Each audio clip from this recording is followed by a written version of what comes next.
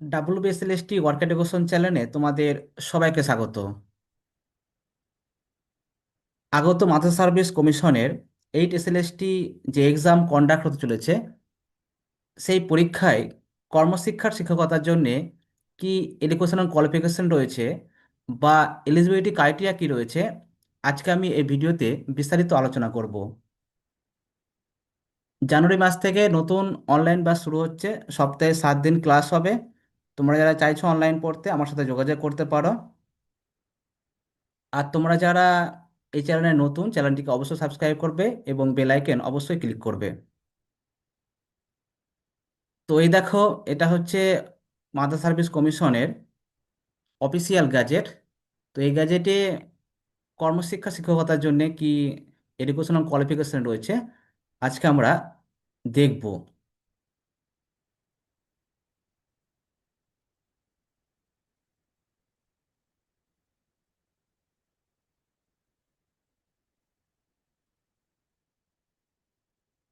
তো দেখো, এখানে দেখতে পাচ্ছ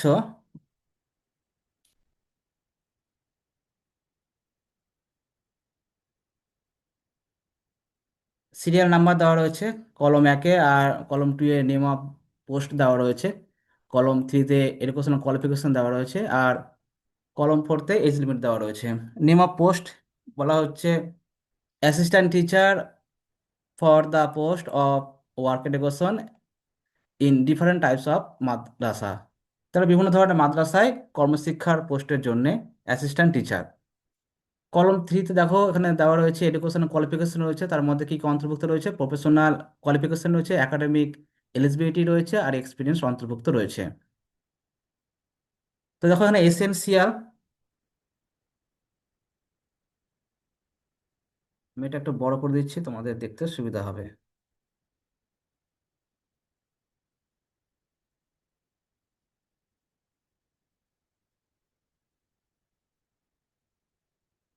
তো দেখো, এখানে এসেনশিয়াল মানে এটা হচ্ছে আবশ্যিক, আমাদের একদম লাগবে, এটা কম্পালসারি একদম। তাহলে এর 1 নম্বর বলা হচ্ছে এখানে। তাহলে 1 নম্বর প্যারাগ্রাফে কি দেওয়া রয়েছে: graduate from a recognized university with postgraduate basic training or work education as a subject in Bachelor of Education in regular course from a teacher's training institution duly recognized by the National Council for Teacher Education NCTE। তাহলে এখন বলা হচ্ছে যে যে কোনো স্বীকৃত বিশ্ববিদ্যালয় থেকে গ্র্যাজুয়েট হতে হবে, তার পাশাপাশি পোস্ট গ্র্যাজুয়েট বেসিক ট্রেনিং থাকতে হবে।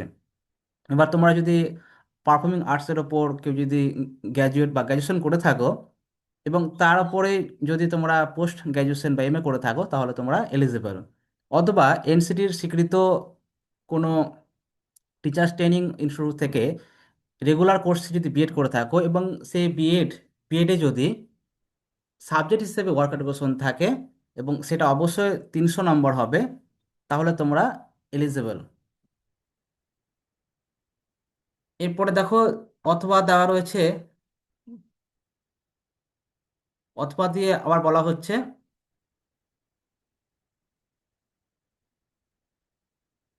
graduate with degree or diploma in art and craft from any recognized university oblique any recognized educational institution affiliated to any university। তাহলে এখানে বলা হচ্ছে গ্র্যাজুয়েট হতে হবে, তার পাশাপাশি বিশ্ব একটি স্বীকৃত, যে কোনো স্বীকৃত বিশ্ববিদ্যালয় থেকে বা বিশ্ববিদ্যালয়ের অধীনে যদি কোনো শিক্ষামূলক প্রতিষ্ঠান থেকে, স্বীকৃত শিক্ষামূলক প্রতিষ্ঠান থেকে তোমরা আর্ট অ্যান্ড ক্রাফটে ডিগ্রি বা ডিপ্লোমা থাকে, তাহলে তোমরা এলিজিবল। তাহলে এখানে গ্র্যাজুয়েট লাগছে, প্লাস আর্ট অ্যান্ড ক্রাফটে ডিগ্রি বা ডিপ্লোমা লাগছে, এবং সেটা অবশ্যই কোনো স্বীকৃত বিশ্ববিদ্যালয়ের হতে হবে। তোমাদের যদি কোনো রকম কোনো ডাউট থাকে, কোনো প্রশ্ন থাকে, তোমরা কমেন্ট বক্সে কমেন্ট করবে। আবার দেখো, অথবা দিয়ে বলা হচ্ছে, আবার অথবা দিয়ে বলছে graduate with degree or diploma in tailoring and needle work from any institution duly recognised by any recognised university oblique from any institute recognised by any department of the government of west Bengal. তাহলে এখানে বলছে graduate হতে হবে, তার পাশাপাশি tailoring and needle ওয়ার্কে degree বা diploma লাগবে, এবং সেটা অবশ্যই স্বীকৃত বিশ্ববিদ্যালয়ের দ্বারা কোনো স্বীকৃত প্রতিষ্ঠান থেকে করতে হবে। মানে যে ডিগ্রি বা ডিপ্লোমা থাকবে সেটা তোমাদের একটি স্বীকৃত বিশ্ববিদ্যালয়ের হতে হবে, অথবা যদি তোমরা কোনো প্রতিষ্ঠান থেকে করে থাকো সেটা যদি পশ্চিমবঙ্গ সরকারের দ্বারা স্বীকৃত হয়ে থাকে তবেও সেটা চলবে। তারপর দেখো আবার অথবা দিয়ে বলা হচ্ছে, আবার অথবা দিয়ে বলা হচ্ছে, দেখো এখানে বলছে graduate from recognised university with at least 2 years degree or diploma in the work education curriculum awarded by any recognised university. তাহলে এখানে বলছে স্বীকৃত বিশ্ববিদ্যালয় থেকে গ্র্যাজুয়েট হতে হবে, তার পাশাপাশি কমপক্ষে 2 বছরের ওয়ার্ক এডুকেশন কারিকুলামের ডিগ্রি বা ডিপ্লোমা থাকতে হবে, এবং সেটা একটি স্বীকৃত বিশ্ববিদ্যালয়ের হতে হবে। আবার অথবা দিয়ে বলা হচ্ছে, দেখো অথবা দিয়ে বলছে আবার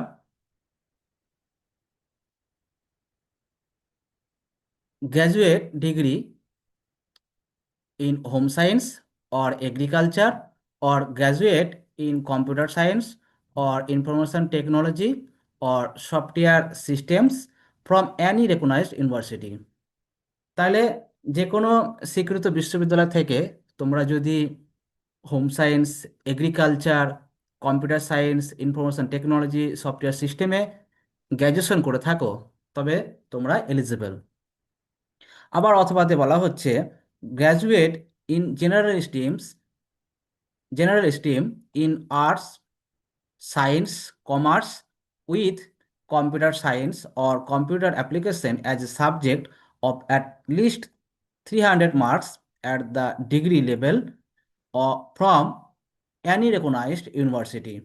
এখানে বলা হচ্ছে যে তোমরা যদি আর্টস, সায়েন্স, কমার্সে পাস কোর্স পড়ে থাকো এবং সেই পাস কোর্সের সাবজেক্টের মধ্যে যদি 300 নম্বরের কম্পিউটার অ্যাপ্লিকেশন বা কম্পিউটার সায়েন্স থেকে থাকে তবে তোমরা সেক্ষেত্রে এলিজিবল হবে।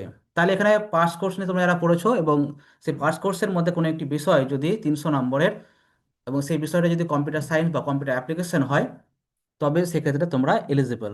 তবে সেই ডিগ্রিটা অবশ্যই একটি স্বীকৃত ইউনিভার্সিটির হতে হবে।